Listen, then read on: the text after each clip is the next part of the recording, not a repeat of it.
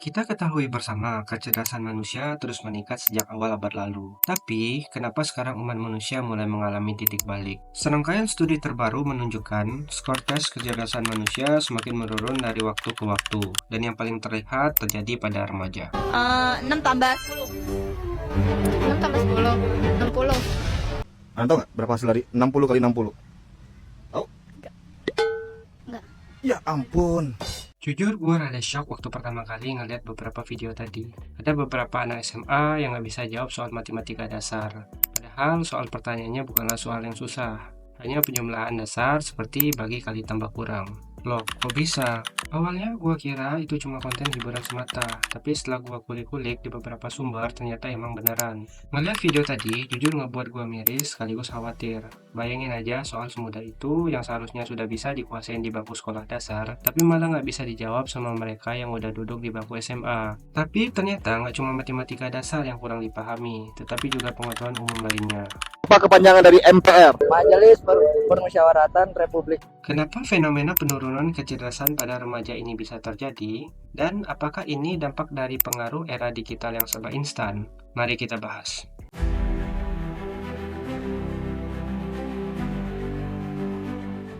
Berbagai studi menunjukkan adanya angka penurunan kemampuan kognitif pada remaja di Indonesia. Kemampuan kognitif sendiri adalah proses mental yang memungkinkan seseorang untuk belajar, berpikir, mengingat, dan menyelesaikan suatu masalah. Isu tentang penurunan kecerdasan remaja di Indonesia memang sudah menjadi perbincangan hangat di beberapa tahun belakangan, terutama di tengah pesatnya perkembangan teknologi dan perubahan gaya hidup. Nah, adapun salah satu penyebab utamanya yaitu kebiasaan malas membaca dan ketergantungan pada gadget. Ketergantungan remaja pada gadget memiliki dampak multidimensional, baik positif maupun negatif. Ya, tapi lebih banyak negatifnya sih. Akibatnya, kemampuan berpikir kritis dan daya ingat menjadi turun drastis. Belum lagi dampak kelelahan karena kurang tidur, karena bergadang memainin HP sampai tengah malam. Hal ini menjadi pemicu kurang fokus saat belajar di sekolah. Padahal tidur yang cukup itu penting banget buat pemulihan otak.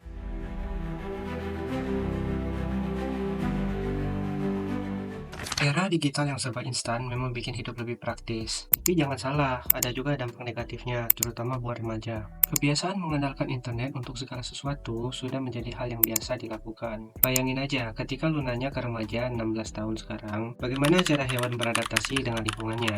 Alih-alih baca buku atau diskusi serius untuk mencari jawaban, mereka bakal lebih suka nanya Google ataupun ChatGPT.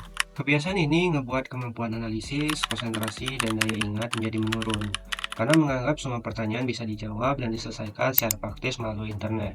Jadi, meski teknologi mempermudah hidup kita, kalau nggak digunakan dengan baik dan bijak, bakal justru bisa bikin kecerdasan remaja tergerus perlahan dari waktu ke waktu. Keinginan serba cepat, praktis, dan ingin hasil langsung semakin dominan di kalangan remaja Indonesia sekarang, terutama akibat perkembangan teknologi dan perubahan budaya konsumsi. Belum lagi, banyaknya konsumsi konten short seperti TikTok Short, YouTube Short menyebabkan otak mereka senang secara instan. Budaya instan ngebuat banyak remaja kurang sabar dalam proses belajar yang terkesan lamban dan membosankan. Nah, jadi budaya instan ini ngebuat otak terbiasa dengan instant gratification, yang mana menyebabkan seseorang mengalami sulit fokus dalam berbagai hal, seperti belajar atau mengerjakan sesuatu dalam waktu yang lama. Survei Kementerian Kesehatan 2023 mengungkapkan 1 dari 3 remaja mengalami gejala kecemasan sosial karena terlalu sering membandingkan diri dengan orang lain di media sosial, yang mana pada akhirnya mereka lebih fokus ke likes daripada pengetahuan di sekolah. Salah satu gejala kecanduan digital yang paling bisa dirasakan yaitu nomophobia, yaitu takut dan nggak pede sewaktu nggak megang smartphone dalam waktu yang lama.